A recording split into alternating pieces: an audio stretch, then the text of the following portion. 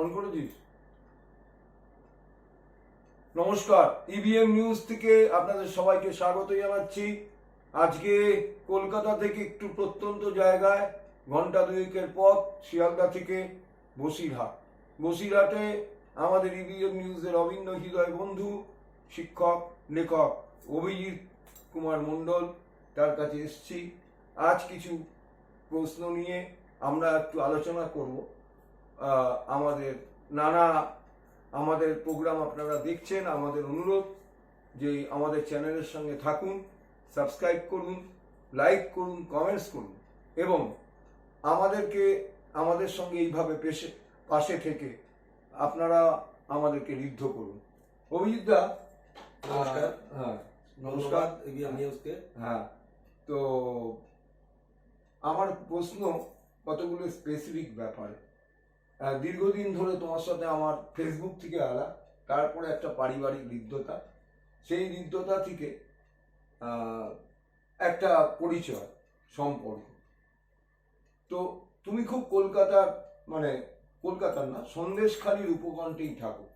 আমি তোমাকে ফোনে কতগুলো প্রশ্ন করেছিলাম সন্দেশখালির সম্বন্ধে। তো সেই সন্দেশখালির কাছে থাকো। ভোটের আগে সন্দেশখালি এবং পশ্চিমবঙ্গ খুব গরমাগরম ছিল। নানা রকম মিডিয়া নানা রকম কথা বলছিল। আমাদের কিছু বন্ধু মিডিয়াও সেখানে দিনরাত পড়েছিলেন এই সম্পর্কে। এবং তখনকার তোমার বসিরহাট এলাকার প্রার্থী, ভারতীয় জনতা পার্টির প্রার্থী রেখা পাত্র সম্বন্ধে যদি, এবং সন্দেশখালী সম্পর্কে, সন্দেশখালী ঘটনা সম্পর্কে তুমি যদি দর্শকদের কিছু বল। এই বিষয়ে সত্যি এটা অতীত হয়ে গেছে। তো সন্দেশখালী বিষয়টা সম্পূর্ণ পরিকল্পনা করা।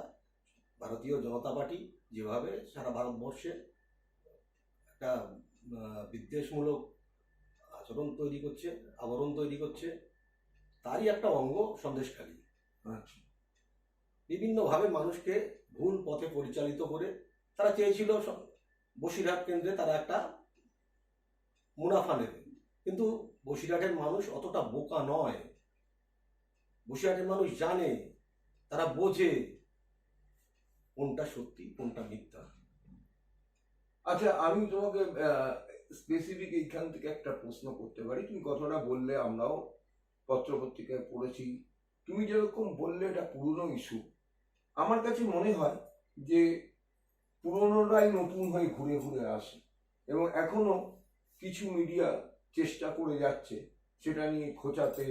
যেমন তুমি হয়তো জানো যে রাজ্যের বিরোধী দলনেতা সম্মানীয় শুভেন্দু অধিকারী, তিনি বোধহয় বসিরহাটের পুনর্নির্বাচনের একটা আবেদন করেছেন, ফেক আবেদন হলেও আবেদন করেছেন যে বসিরহাটে ঠিকমতো ভোট হয়নি। এবং তিনি তো হিন্দু মুসলমান রাজনীতি করতে আজকে খুবই ব্যস্ত, এ নিয়ে আমাদের এপিসোড আছেও। তো ভোট কি সত্যি হয়েছিল এখানে? তুমি তো একজন ভোটার। এটা সম্পূর্ণ হাসির খোরাক হয়ে যাচ্ছে দিন দিন। ভোট কি হয়েছিল এই প্রশ্নটা কি করে আসছে, যেখানে ভারতবর্ষের সব থেকে বেশি কেন্দ্রীয় বাহিনী দিয়ে পশ্চিমবঙ্গকে ছেড়ে দেওয়া হয়েছিল, সেখানে ভোট হয়নি? তাহলে কি প্রহসন করেছে কেন্দ্রীয় সরকার? আচ্ছা, এটা তো ভারতীয় নির্বাচন কমিশন কি পশ্চিমবঙ্গে প্রহসন করেছে? এই প্রশ্ন অপ্রাসঙ্গিক, সম্পূর্ণ অপ্রাসঙ্গিক প্রশ্ন। এবং যারা এটা নিয়ে করছে তারা বালখিল্য। তো এই দাবি সম্পূর্ণ বালখিল্য তুল্য।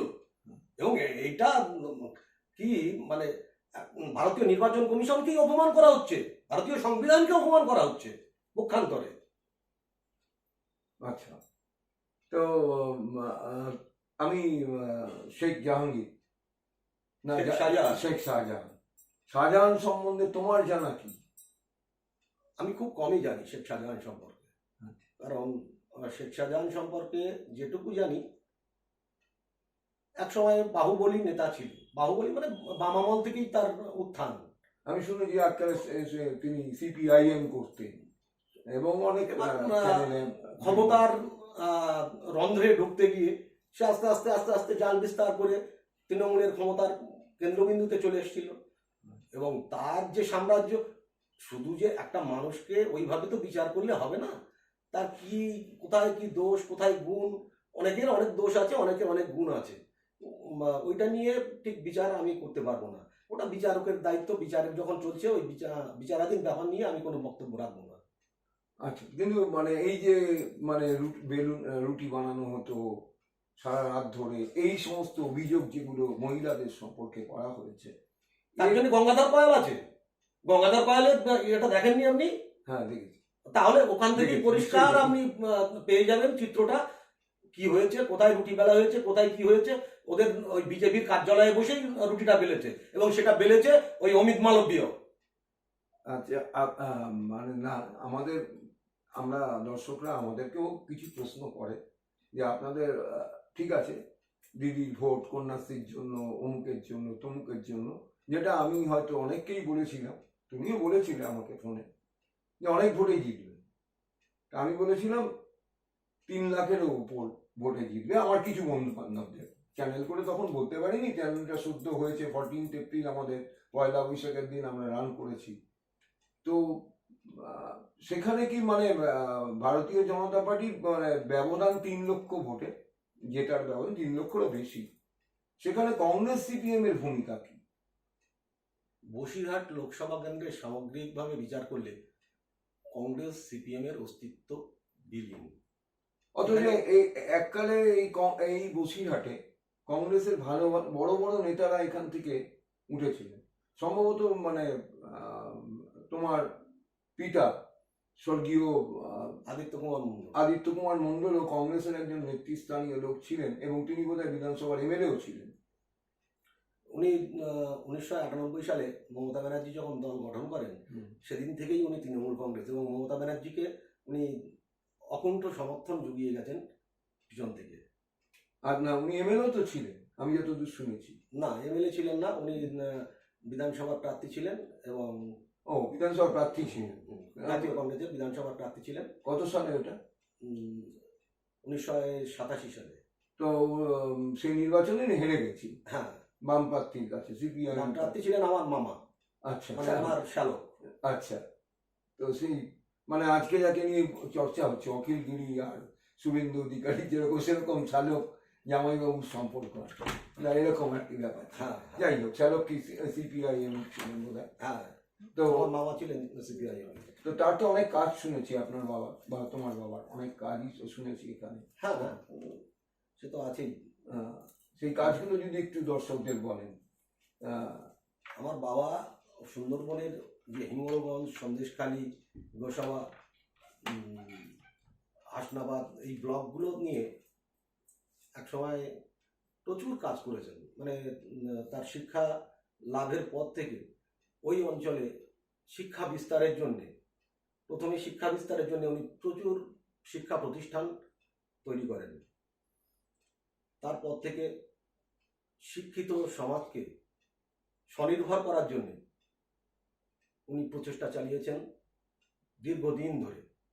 সীমিত ক্ষমতার মধ্যে দিয়ে, তখন একটা অ্যাডভান্স সিচুয়েশন ছিল, কারণ বামপন্থীরা তখন ক্ষমতায়, এবং আমার বাবাকে অবদমিত করার জন্যে তার বিরুদ্ধে মিথ্যা মামলা দেওয়া হয়েছিল। প্রায় 29টা মামলা ছিল, 29টা মিথ্যা মামলা ছিল, এবং লাস্ট অফ অল উনি সবগুলো ওভারকাম করেন এবং সবগুলোতেই জেতেন। যে মামলাগুলো দেওয়া হয়েছিল বামফ্রন্ট আমলে, সেগুলো থেকে মুক্তি পান।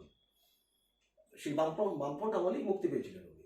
আচ্ছা, আর উনি একটা কিছু স্থাপনা করেছিলেন বোধহয়, কোনো শুধু একটা নয়, উনি পূর্ব খেজুরবেড়িয়া এমস ইনস্টিটিউশন, আচ্ছা, ওটার ওই বিদ্যালয়টির উনি মানে মূল কারিগর, এবং উনি প্রতিষ্ঠা করেন ওখানে সেই বিদ্যালয়। তখন অত আর্থিক ইয়ে ছিল না, ওনার বন্ধু বান্ধবরা মিলে অর্থ, জমি সবকিছু।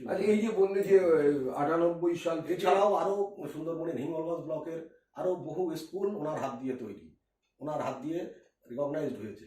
আচ্ছা, সন্দেশখালীর দারিকজাঙ্গাল হাই স্কুল, হিঙ্গলগঞ্জের যেটা বাণীবিধি বলে সবাই জানে, ওটা হচ্ছে পিকেএস প্রিয়নাথ হাই স্কুল, বাবার হাতেই তৈরি। বাবার হাতেই ওটা রেকগনাইজ হয়েছিল। আমি এই অঞ্চলে শুনেছি যে ওটা কিছু জমিও উনি দান টান করেছিলেন নাকি না? না, ওইভাবে জমি দান তো আমাদের যেটা ছিল সন্দেশখালী এলাকায় কোড়াকাটিতে আমাদের মানে বাবার যে পৈতৃক সম্পত্তি ছিল, সেখানে আমাদের জমি দান করা আছে হসপিটাল এবং হাই স্কুলে। সেখানে কি হসপিটাল হয়েছে? হ্যাঁ, হসপিটাল চলছে তো, গভর্নমেন্ট হসপিটাল সেখানে আছে। আচ্ছা, সেটা কি মামামনেই হয়েছিল? না না, এটা এটা কংগ্রেস এটা আমলে। হ্যাঁ, কংগ্রেস আমলে। ওটা স্বাধীনতার পরপরই, ওটা তখন বিধানচন্দ্র রায় মুখ্যমন্ত্রী ছিলেন, সেই সময়ই হয়েছিল। আচ্ছা, তা এই যে তুমি বললে যে 98 সাল থেকে তৃণমূল কংগ্রেসকে উনি মানে মমতা বন্দ্যোপাধ্যায়কে উনি সমর্থন করেছিলেন। আজকে তৃণমূল কংগ্রেস 2011 সাল থেকে ক্ষমতা। আমার বক্তব্য হচ্ছে যে আজকে তৃণমূল কংগ্রেস কতটা তোমার পাশে আছে বা তোমাদের পরিবারের পাশে আছে? আমি খুব কঠিন প্রশ্ন এটা অত্যন্ত কঠিন প্রশ্ন। আমি তৃণমূল কংগ্রেসের পাশে আছি, আমার পরিবার তৃণমূল কংগ্রেসের পাশে আছে, এবং তৃণমূল কংগ্রেস আমার পাশে আছে কিনা সেটা পরের ব্যাপার। আচ্ছা, তৃণমূল কংগ্রেস রাজনৈতিক দল একটা বিশাল জায়গা, সে সমুদ্রের জল, আমি সমুদ্রের জলে নাইতে পারি, সমুদ্র আমার ভিতরে নাইতে পারে না। আচ্ছা, তো তৃণমূল কংগ্রেস একটা সমুদ্র। সমুদ্রের জলে তুমি স্নান করতে পারো, হ্যাঁ, কিন্তু সমুদ্র তোমার কাছে আসতে পারে না। একদম সমুদ্র তোমার মানে সমুদ্রের কাছে গিয়ে তুমি একদম তাই। স্নান করতে পারো সমুদ্রে। আমরা যেমন সবাই পুরীর সমুদ্রে যাই, দীঘার সমুদ্রে যাই, স্নান করি। এটা দারুণ কথা বলেছো। ঠিক আছে অভিজিৎ দা, আজকে আমাদের প্রথম পর্যায় হলো আর কি এর মধ্যে দিয়ে সন্দেশখালী নিয়ে। তখন আমার শরীরও অসুস্থ ছিল, ভোটের সময় ছিল। আমি তোমাকে বলেছিলাম যে আমি হয়তো সন্দেশখালী যাবো তোমাকে। দেখো, সন্দেশখালী নিয়ে আমি তো বলি। হ্যাঁ, তুমি বলেছিলে আমাকে। হ্যাঁ, সন্দেশখালী নিয়ে যে সন্দেশটা পাকানোর চেষ্টা করেছিল হুম। শুভেন্দু অ্যান্ড কোম্পানি, আচ্ছা, সেই সন্দেশ তেতো তেতো, ওদেরকেই তেতো। মানে সেই সন্দেশে মানে পোকা পড়ে গেছে, ওটা সিমেন্ট দিয়ে বানানো ছিল না, সেই সন্দেশ সিমেন্ট বাড়িটালি দিয়ে বানানো, খেতে গিয়ে দাঁত ভেঙে যাচ্ছে, চিনি এরকমই অবস্থা। চিনিটা সুগারের জন্য বোধহয় তেতো দিয়ে করা হয়েছে। মানে সুগার এত বেড়ে যাচ্ছে, ভারতবর্ষ ক্যাপিটাল হয়ে যাচ্ছে, ওই জন্য বোধহয় মানে তেতো দিয়ে ভর্তি হয়ে গেছে, ওটা মিষ্টি হয়নি। আজকে বিদায় নিচ্ছি সবার কাছ থেকে। নমস্কার, ভালো থাকবেন সবাই, সুস্থ থাকবেন এবং ইবিএম নিউজের পাশে থাকুন, আমাদের সাহায্য করুন। নমস্কার।